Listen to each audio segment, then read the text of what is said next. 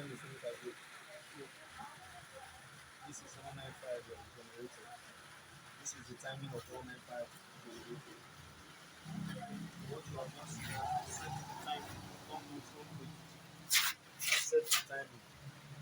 As you can see now, this is 0. You see the other 0 at the upper side. You see this is 1. You see 2 1 here. You look at this place, you see 2, double 2 and 1 2. You look at this place, you see 1 0. You see the other 0. This is the jar train of the 195.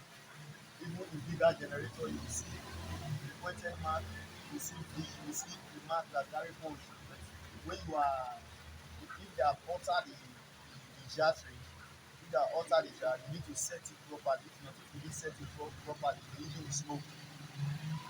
The engine will smoke or the engine will not even start. So this is the timing of 195 generator. As you have seen now, I'm about to mount it back in its position. So with this now, the pump of the 195 is set already. Everything is set already now. I'm about to mount it right now. Don't just look at my video. Subscribe, just type on your way. Don't worry, mechanic. You will bless.